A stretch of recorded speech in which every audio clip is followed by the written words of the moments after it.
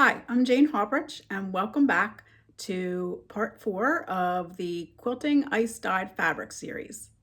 We're going to start talking today about free motion quilting your fabric panel.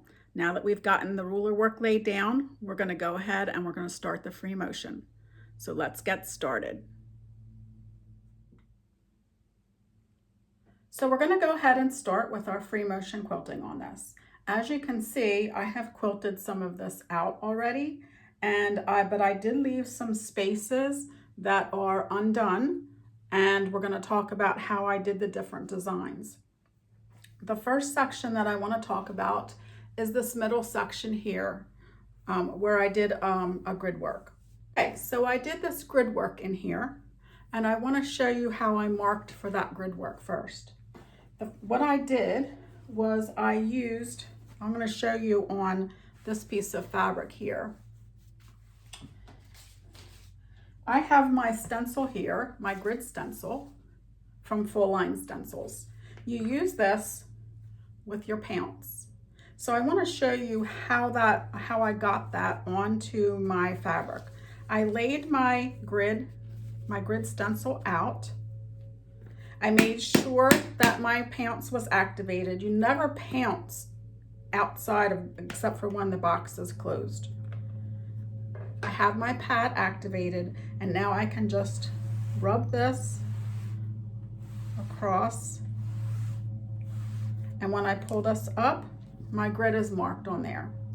Now I'm not quilting the straight lines, I'm just using those lines as guidance for when I do that grid, as you can see on here. And I just did an orange peel design, which was just from corner, a curved arch from corner to corner. There are lots of great stencils out there. I love Full Line Stencils. They have a great variety of stencils, and there's lots of other places that have stencils too. There's the Stencil Company and many other places that have good stencils. So make sure you get yourself some, because they do come in handy. So let's talk about the pebbles that I've done in here.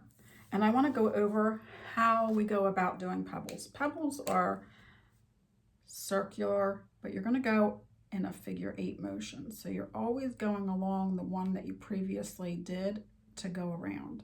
Even if you need to get over here, you're going to travel around. And one thing I would suggest is that try not to think too hard about staying on the line. The less that you think about it, the easier it is that your brain will remember where you just were. And if you don't need to fill in every little gap, and all the pebbles don't need to be the exact same size. Do you see how I'm just going in a figure 8 and filling in? Okay, so let's take that to the machine and we'll quilt it out there. Okay, so we're going to start with the pebbles.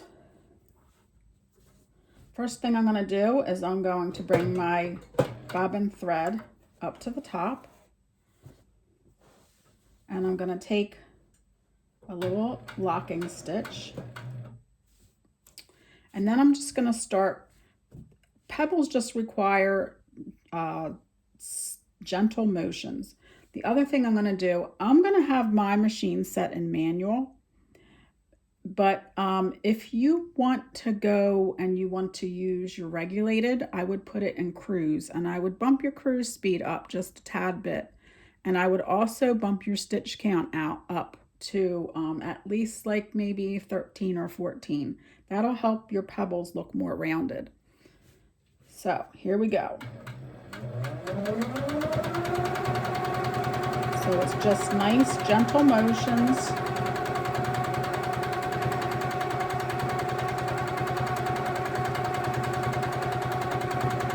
And I'm not always getting on the line. It's hard when you have contrasting thread, because you see every little thing and mistake that you think that you make. But when the whole thing is done, it really does look nice. So don't worry about it too much. I am not going to worry about any of this.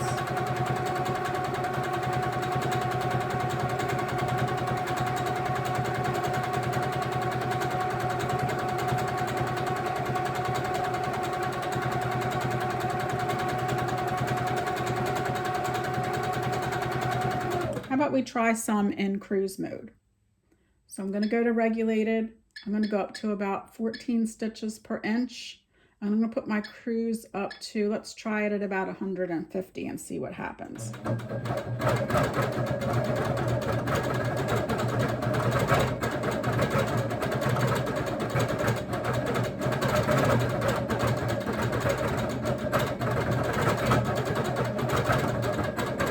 We're looking pretty good.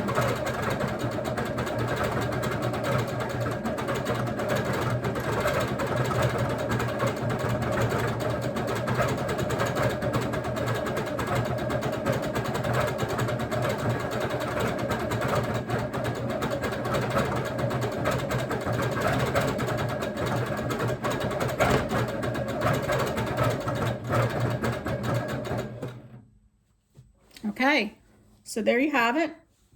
We quilted all that in with pebbles. Didn't take very long, and they are not all perfect, but in the end they're not. It's okay. It's fine, and I'm okay with that, and you should be too. All right, so next thing we're going to move on to is some of the straight line quilting, and I'll be back in a moment. Okay, so moving on to another free motion design are these straight lines here. So let me show you how I go about doing those. So basically I am just doing a straight line and curving it before I get to that seam line. So if I have an odd shape, I'm just going to go up and curve before I hit the edge of that seam or the edge of that space. And I'm just going to extend them up into each of those spaces as I go.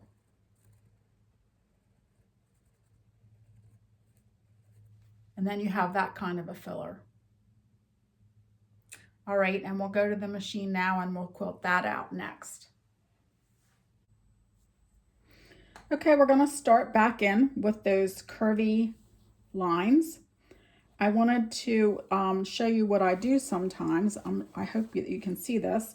I've marked some straight lines here and there, and what that does for me is it is a visual to help me keep my lines going in that direction. I have a tendency for them to sway off and go in a different direction. So I'm just going to go ahead and I can take those lines marks out after the fact.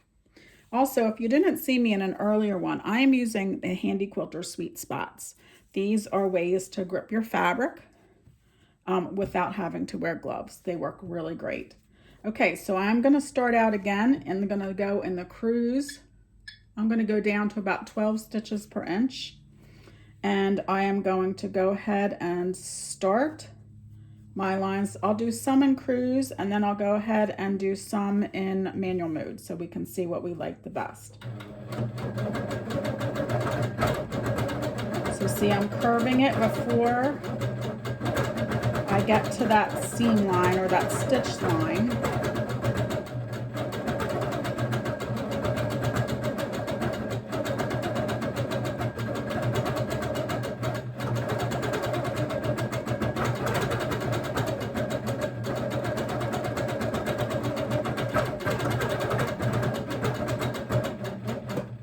Okay, and I'm going to switch to manual now.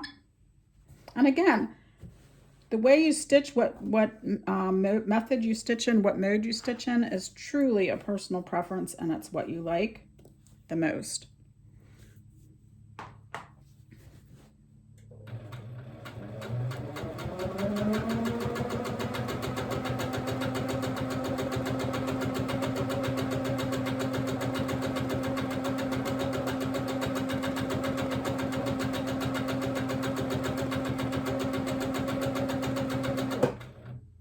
Okay, so now we've stitched that out. I think it looks pretty good. Either way works.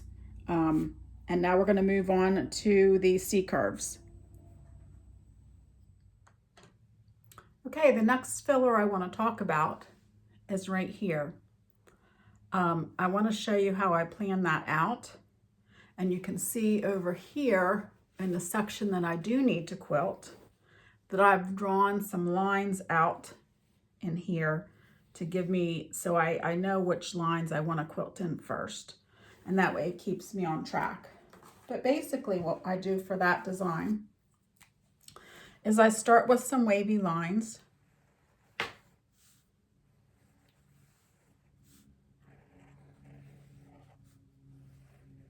And then I do a C curve. So I'll do this C curve this way. And the trick to the C curve is coming down into that, I'll call this a spine, into that spine a little bit to give you that running start to come up and get that next one going. So then when I get to this one, I'm going to start and I'm going to come back the other way.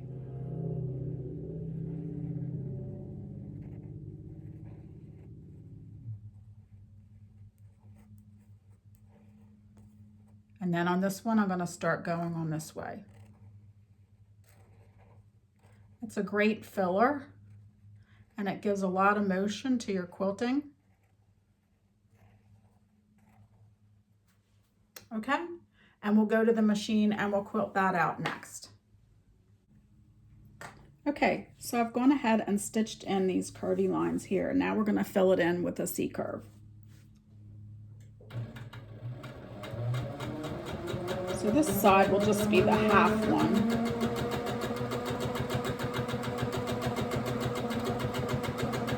And then we're going to go up and we're going to start back down.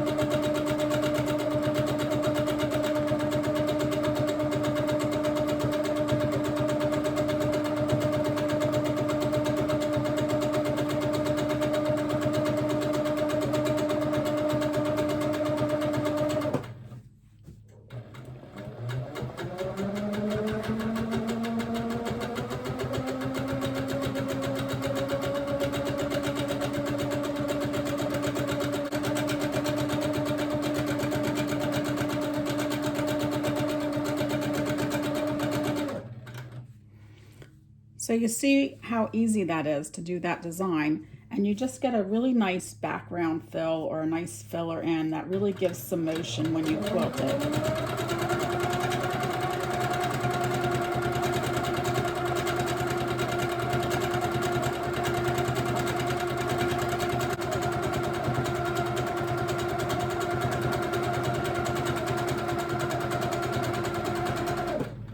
Okay, and that's all done on that section. Next, we're going to move on to the feather. Now you'll notice that in the corners here, in these sections here, I've put a feather. And we're going to quilt one of those out, but I wanted to draw it for you first so you could see. I also have done a HQ Live all about feathers on a stationary machine. So go out and see if you can find that. There were 2 free downloadable sheets that were step-by-step on making feathers. So feel free to download those. The first thing I like to do for these, I did formal feathers. So I'm going to show you how I did those. I started out with the spine coming down, and my first feather was where I ran into the border. And then I traveled back on that same feather, and then I brought it around.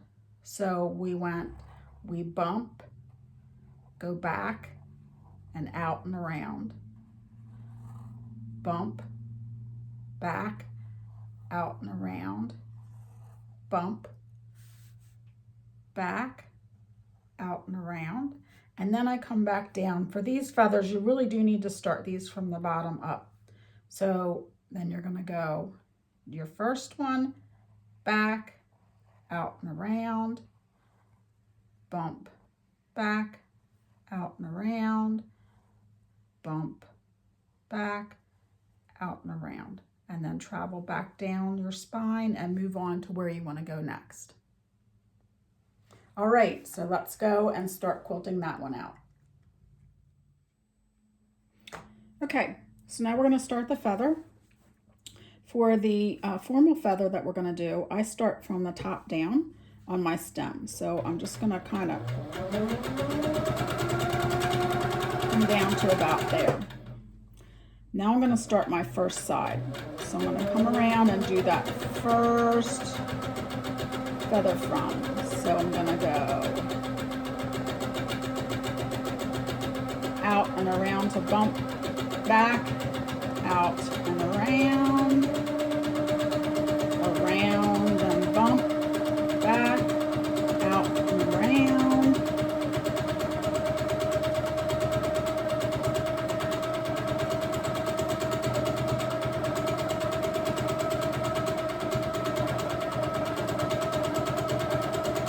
Okay, and then I'm going to come down. I'm going to try and hit that same spine if I can. If I don't, I'm not going to worry too much about it. Now we're going to try the other side.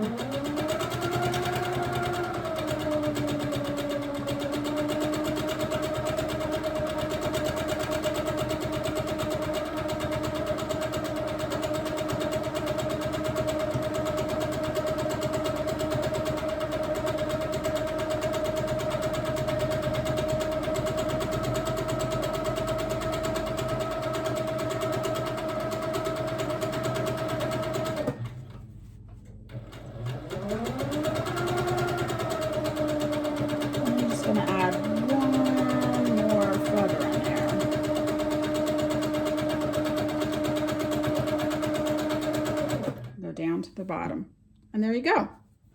I've quilted a feather.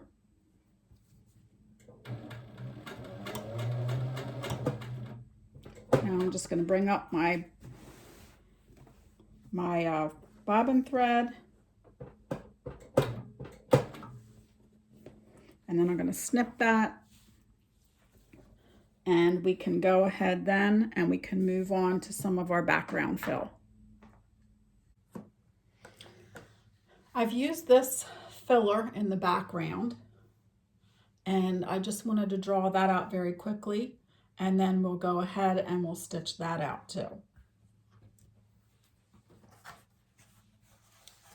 So for that, I just normally do my pebble, and then I do a larger one. And now at this point you have an option. You can go around again, or you can do it this way. You can do it this way, or you can do it like that and then stop and come back again. It depends on how you want to work it, because maybe you want to go 4 times. Just make sure that you try and get it so that all the pebbles don't start right in one little cluster there. You might have to move around a little bit.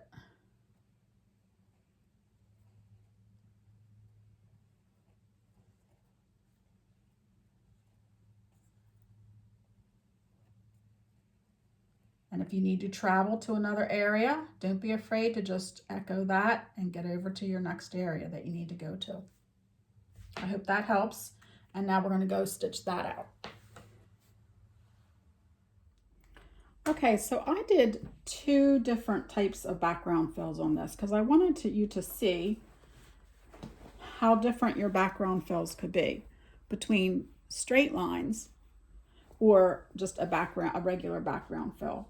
And that way you can see how they can make a difference in your quilting. So I'm going to start with the straight lines. Now you can see here I have made some registration marks, so I make sure to keep my lines straight up and down.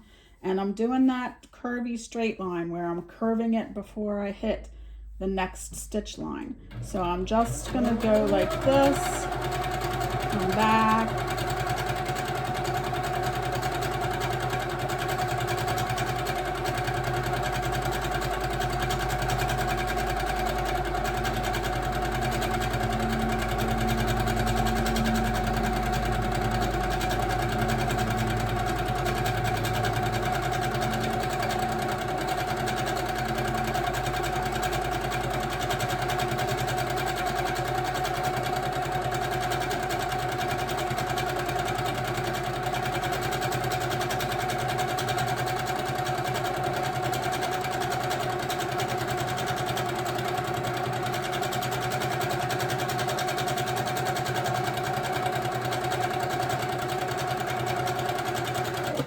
And if you notice, I'm using the edge of my foot or somewhere on my foot to kind of keep me in line with the previous line that was already stitched. So keep that in mind too.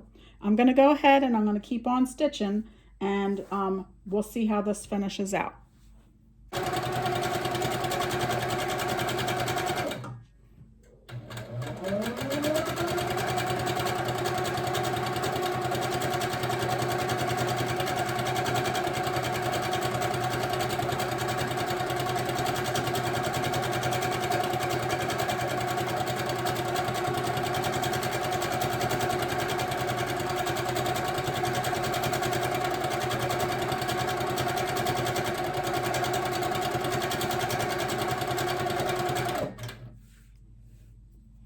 Okay, so we finished all that with that straight line quilting, and the next thing, now we'll move on to this next background fill.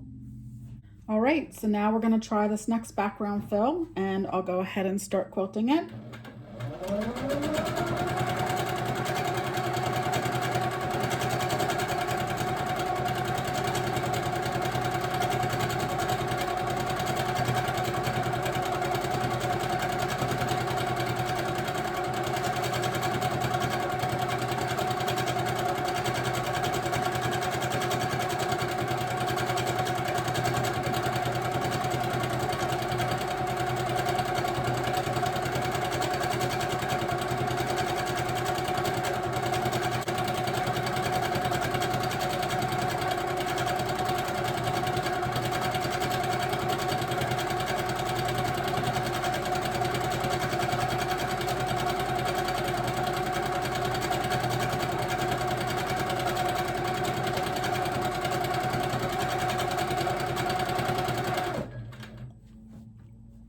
Do you see how that's done now? If you're in manual mode and you find that you're getting too long of a stitch and your pedal is depressed all the way, just bump up your speed and go to maybe bring it up a little bit at a time until you get a nice stitch that you're happy with. And if you are doing these in regulated mode, make sure that you are in cruise and you are have maybe 13, 14 stitches per inch. That way you'll get a nice rounded circle there. Okay.